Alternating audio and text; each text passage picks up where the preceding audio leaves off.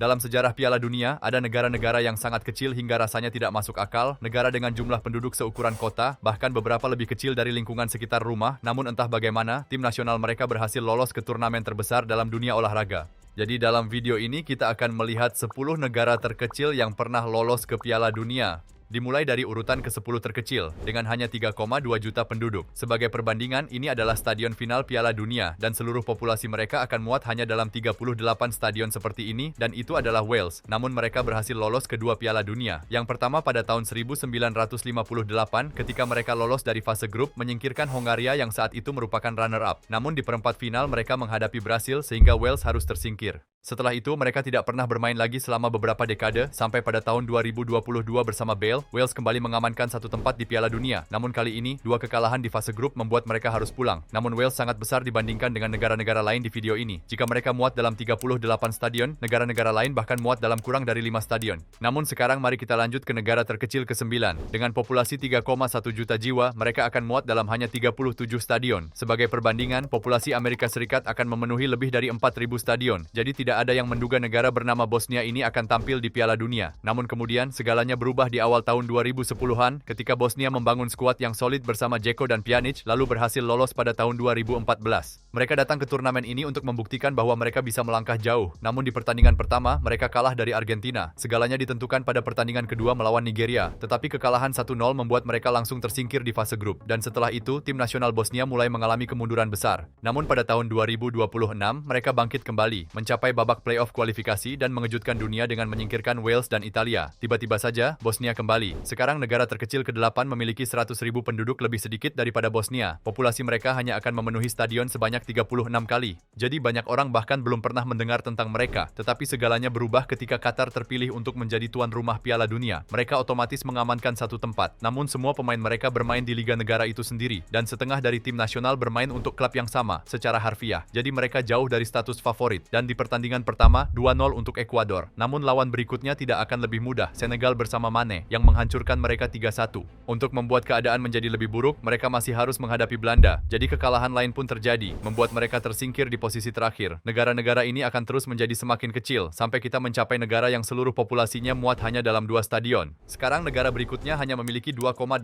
juta penduduk, yang akan memenuhi stadion sebanyak 34 kali saja. Dan negara ini juga sangat kecil dalam hal luas wilayah, hanya sebuah pulau di Karibia. Jadi tim nasional Jamaika tampaknya ditakdirkan untuk menjadi tim yang lemah. Namun kemudian pada kualifikasi tahun 1998, mereka melakukan investasi besar-besaran pada tim nasional, memperbarui skuad, gaya bermain, dan bahkan memanggil pemain asing dengan kewarganegaraan ganda. Jadi di babak kualifikasi, mereka berhasil meninggalkan tim-tim seperti El Salvador, Costa Rica, dan bahkan mampu menahan imbang Meksiko, sekaligus mengamankan tiket ke Piala Dunia. Itu adalah pencapaian yang sangat bersejarah hingga Jamaika menyatakan hari itu sebagai hari libur nasional. Jadi mereka berjuang keras, dan di pertandingan pertama mereka di Piala Dunia, mereka menghadapi Kroasia, di mana Jamaika berhasil mencetak gol. Namun Kroasia mencetak gol 3 kali. Semua orang mendukung mereka untuk bisa lolos dari fase grup. Namun pertandingan berikutnya adalah melawan Argentina, dan itu menjadi sebuah bencana, 5-0. Mereka tersingkir, tetapi meskipun begitu, di pertandingan terakhir melawan Jepang, Jamaika berhasil menang. Mereka pulang dengan memberikan perlawanan sengit. Sekarang negara berikutnya memiliki populasi yang jauh lebih kecil. Mereka dulunya adalah bagian dari bekas Yugoslavia, sampai pada tahun 1990-an menjadi negara merdeka bernama Slovenia. Dengan populasi hanya 2,1 juta jiwa, mereka jauh lebih kecil. Seluruh populasi mereka hanya akan memenuhi stadion sebanyak 25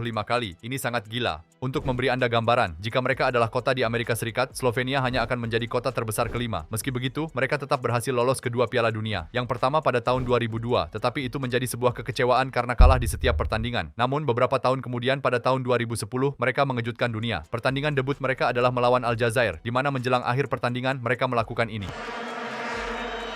Now Curran, that's good work, and Curran has scored!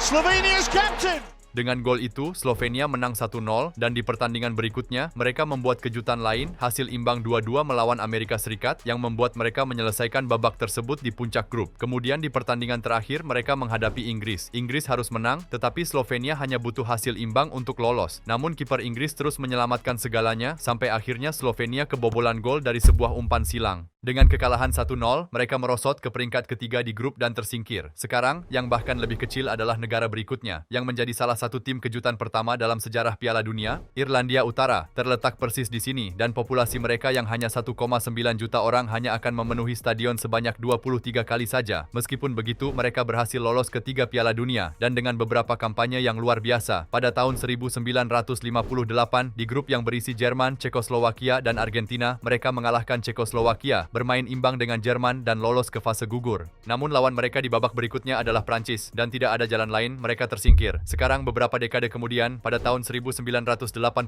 mereka berhasil lolos lagi dan mereka mencetak sejarah, bermain imbang dengan Yugoslavia, imbang dengan Honduras dan mengalahkan negara tuan rumah Spanyol. Hal itu membuat mereka lolos sebagai juara grup. Tetapi ketika mereka mencapai babak berikutnya, mereka menghadapi Prancis dan sekali lagi akhir yang sama, kemenangan Prancis. Setelah itu, mereka hanya tampil satu kali lagi. Namun saat itu semua kemeriahan telah hilang. Mereka tersingkir di babak penyisihan grup. Dan Irlandia Utara sebenarnya memegang rekor sebagai negara terkecil untuk waktu yang lama, sampai rekor itu dipecahkan pada tahun 2006.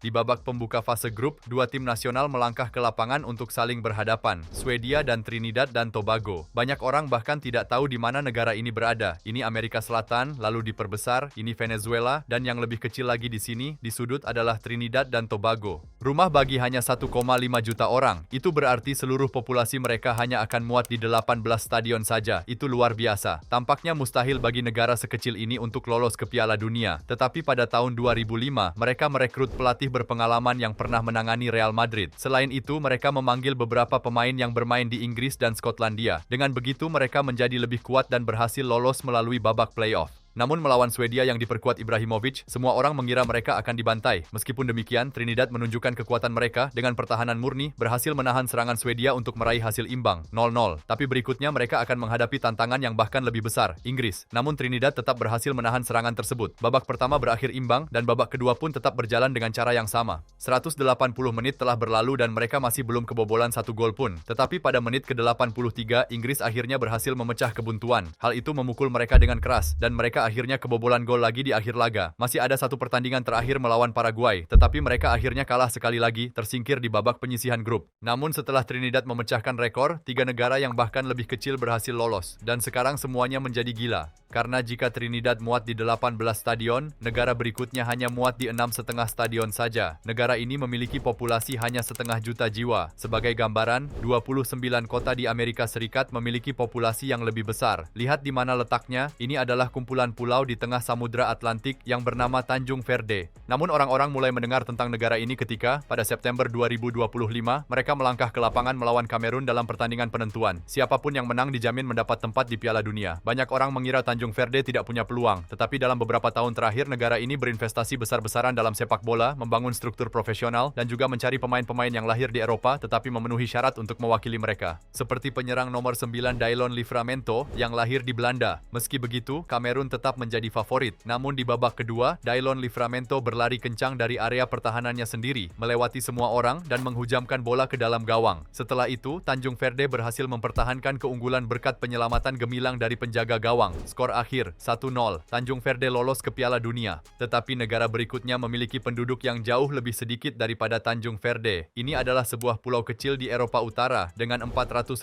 penduduk. Seluruh populasi mereka akan memenuhi stadion final Piala Dunia sedikit kurang dari 5 kali. Sebagai gambaran, stadion lokal terbesar mereka hanya berkapasitas 10.000 orang dan liga domestik mereka dianggap semi-profesional. Jadi, Islandia lolos ke Piala Dunia tampaknya mustahil. Namun pada awal tahun 2000-an, mereka mulai berinvestasi besar-besaran dalam sepak bola, membangun lapangan tertutup untuk melindungi dari udara dingin, dan bahkan mengadakan kursus kepelatihan UEFA untuk anak-anak muda. Karena itu, sepak bola mulai berkembang, dan banyak pemain mulai dikontrak di luar negeri. Jadi ketika UEFA Euro 2016 tiba, Islandia menunjukkan kemampuan mereka, mencapai babak perempat final setelah menyingkirkan Inggris di sepanjang jalan, dan hanya dikalahkan oleh negara tuan rumah Prancis. Namun impian sejati mereka adalah lolos ke Piala Dunia. Jadi dalam kualifikasi tahun 2018, mereka berhasil mengalahkan Kroasia dan Turki untuk finish di peringkat pertama. Begitulah cara Islandia lolos, dan lawan pertama mereka adalah Argentina, sang runner-up bertahan. Dan mereka menunjukkan kekuatan mereka sekali lagi, mengakhiri pertandingan dengan skor 1-1. Itu praktis menjadi kemenangan bagi Islandia, yang sekarang hanya perlu mengalahkan Nigeria. Namun di babak kedua, Nigeria menghancurkan harapan mereka dengan mencetak 2 gol. gol. Kini, satu-satunya peluang mereka untuk lolos ke babak 16 besar adalah dengan mengalahkan Kroasia. Namun melalui gol di akhir pertandingan, Kroasia memulangkan mereka. Dan tampaknya mustahil bagi siapapun untuk memecahkan rekor mereka. Sampai untuk tahun 2026, sebuah negara yang 2 kali lebih kecil berhasil lolos. Sebagai gambaran, seluruh populasi negara ini tidak akan muat di 4 atau 3, melainkan hanya 2 stadion penuh saja. Dengan 180.000